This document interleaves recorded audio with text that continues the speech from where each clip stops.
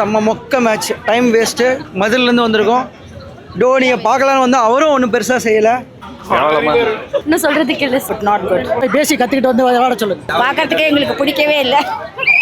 என்ன பண்ணுறது, ஏதோ வந்து பார்த்தோம் அவ்வளோதானே வெஞ்சு எங்களுக்கு. This match was very disappointing. ரொம்ப கஷ்டமாக இருந்துச்சுங்க. மேட்ச் வந்து ஃபஸ்ட்டு தோனி கேப்டன்சியில் நல்லா இருக்கும்னு நினச்சேன். நான் ருத்ராஜ் கேப்டன்சி அளவு கூட வரல. Test match bro, test match பார்க்கலாம் ப்ரோ.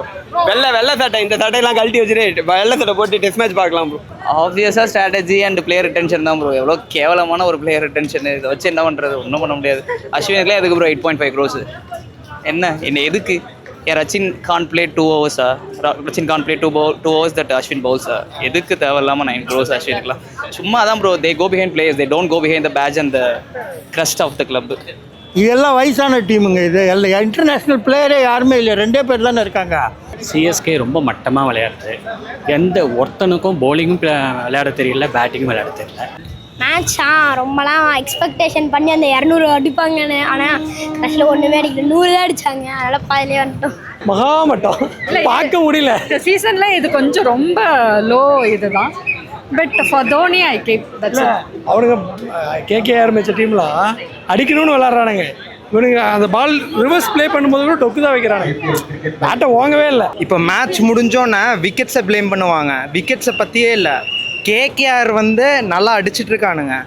சிஎஸ்கே ஸ்டார்டிங்லேருந்தே கொஞ்சம் அடிக்க ஆரம்பிக்கணும். அண்ட் இன்னொரு விஷயம் என்னென்னா, அதான் தலைவா ரஹானே அடித்த ஷாட்ஸ் மட்டும் பாருங்கள். இப்போ விக்கெட்ஸை சொல்லுவாங்க, இதான் நான் சொல்கிறேன். அண்ட் மோஸ்ட் இம்பார்ட்டன்ட்லி அவங்க பேஸ் பவுலர்ஸ் நல்லா வச்சுருந்தாங்க. நம்மளுக்கு இன்னும் கொஞ்சம் பவுலிங் லைனப் வேணும். அண்ட் சிஎஸ்கே ஃபேன்ஸ் ஒரே இது சொல்கிறேன், இது டீம் கேம், புரிஞ்சுக்கோங்க. சும்மா டோனி வந்து அடிக்கணும்னு சொல்லாதீங்க. நான் டிஎல்எஃப் ஐபிஎல் வந்து பார்த்துட்ருக்கேன். நான் இந்த ஃப்ரான்ச்சைஸியை சப்போர்ட் பண்ணுறேன், டோனியை மட்டும் சப்போர்ட் பண்ணுறவங்க கிடையாது. ஸோ இதை மட்டும் நான் எல்லாத்துக்கும் சொல்லிக்கிறேன். ப்ரோ இது டெஃபினட்டாக டிசப்பாயிண்டிங் தான். ஏன்னா ஒரு காலத்தில் எல்லா சீசன்லையும் பிளே ஆஃப்ஸ் போயிட்டு இருந்த டீம்மு இப்போ வந்து ஜஸ்ட் பாஸ் ஆகிற ஸ்டூடெண்ட் ஜஸ்ட் அப்படியே மேலே போயிடுவோமான்னு பார்க்குறோம். இது டெஃபினட்டாக ஒரு தான். இங்கே பாருங்கள், மேட்ச் இப்போ தான் முடிஞ்சதோ அதுக்குள்ளே எத்தனை பேர் வெளியே வராங்கன்னு பாருங்கள். The batting was not at all there. They barely batted for one run, 2 runs. Dhoni got out. Ashwin came before Jadeja, so obviously they need to fix their batting line. நம்ம கான்வேயும் Rachin ரவீந்திராவும் score பண்ணாதான் இருந்துச்சுன்னு தெரியும். ருத்ராஜ் கேக்வாட் இருந்தார், அவர் injury ஆகிட்டார். So நமக்கு தெரிஞ்ச result தானே. Toss win பண்ணி இருந்தனா கூட ஒரு ஆப்பர்ச்சுனிட்டி கேகேஆர் பேட் பண்ண சொல்லியிருந்தா கூட ஒரு சான்ஸ் இருந்திருக்கு. நம்மளை பேட் பண்ண சொன்னாங்க. நல்ல ஸ்பின்னர்ஸ் இருக்காங்க அந்த டீமில். நம்ம ஸ்ட்ரகிள் ஆகக்கூடிய பேட்ஸ்மேன் இருக்காங்க. அப்போ இந்த ஸ்கோரை நம்ம அக்செப்ட் பண்ணி தானே ஆகணும். என்னோட கொஸ்டின் என்னென்னா, ராயல் சேலஞ்சர்ஸ் பெங்களூருக்கு ஃபேன்ஸ் இருக்காங்க, இங்கேயும் இருக்காங்க.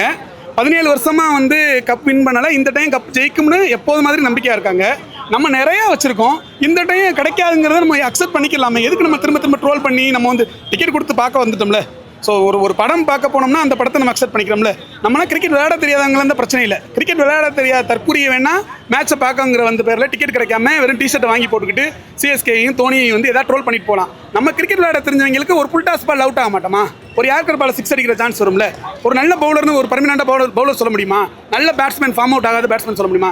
சிஎஸ்கே மேனேஜ்மெண்ட் ஐபிஎல்ல 7 எடுக்கும் போதே தெரிஞ்சு வச்சு இந்த டீம் தேராது அப்படிங்கிறது தெரிஞ்சு வச்சு 4 மேட்ச் தோத்தனையும் நம்ம அக்செப்ட் பண்ணிக்கிட்டோம். சும்மா எடிட்டர்ஸ் வேணா 8 டீம் 8 மேட்ச்சுக்கு 9 மேட்ச் கம்பேக் ஜெயிச்சு கொடுக்கும்னு சொல்லலாம். ஆனால் அதுக்கான பாசிபிலிட்டி இல்லை. எல்லா டீமும் அடிக்கிறாங்க, எல்லா டீமும் எல்லாரையும் அடிக்கிறாங்க. அப்போ நம்ம அடி வாங்குற டீம். அப்போ என்ன ஆகிப்போச்சு இந்த ஐபிஎல்ல? இந்த டீம் இந்த டைம் நம்ம அக்செப்ட் பண்ணிக்கணும். ஸோ நமக்கு அகைன்ஸ்ட் வந்து நம்ம பிளே ஆஃப்ஸ் போகிறதுக்கான பாசிபிலிட்டி ரொம்ப குறைச்சி.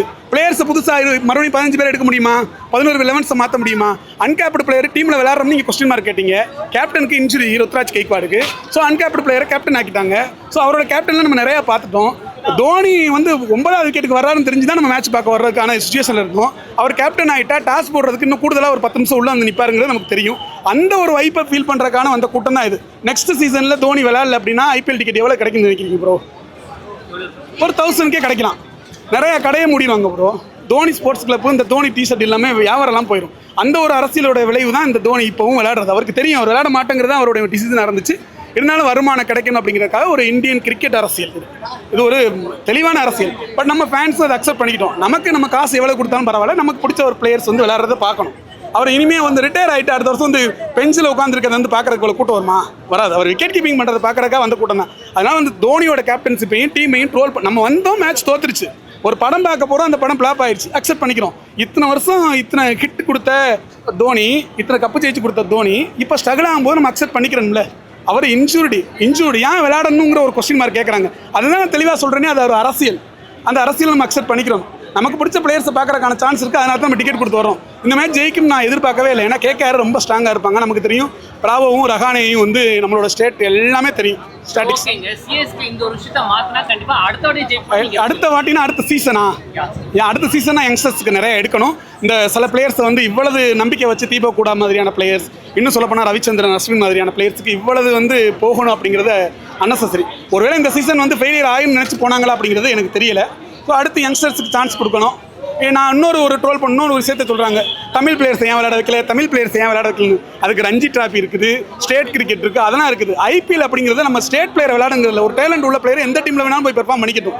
அதுக்கான ஆப்பர்ச்சுனிட்டி. ஏன்னா ரூல் 4 ஃபாரின் பிளேயரை விளையாட வைக்கணும்னு சொன்ன ரூல் எங்கேயாவது 2 ஸ்டேட் பிளேயரை விளையாட வைக்கணும்னு சொல்லியிருக்கா? சொல்லலை. அது அவங்களோட ஓன் மேனேஜ்மெண்ட்டோட ரிஸ்க். நம்ம வந்து நமக்கு பிடிச்ச பிளேயர்ஸ் விளையாடுங்கிறத பார்க்குறதுக்காக வர்றது தான் நம்மளுடைய விருப்பம்.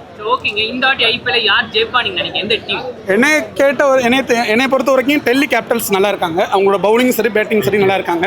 ஸோ டெல்லி, பஞ்சாப், ஆர்சிபிக்கு சான்ஸ் இருக்குது. எனக்கு வந்து ஆர்சிபி டீம் பிடிக்காது, விராட் கோலி பிடிக்கும். விராட் கோலிக்காக வந்து அந்த டீம் கப் ஜெயிச்சிச்சு அப்படின்னா நான் அக்செப்ட் பண்ணிக்கிறேன். ஏன்னா 17 வருஷம் அந்த ஃபேன்ஸ் அவ்வளவு இருக்காங்க, அவ்வளோ நாள் நிற்கிறாங்க. அது மாதிரி விராட் கோலியும் அவ்வளவு மெனக்கறாரு கப்பு ஜெயிக்கணும். ஸோ அவரனால கப்பு ஜெயிச்சிச்சு அப்படின்னா அதை அக்செப்ட் பண்ணிக்கிறோம். தேங்க்யூ.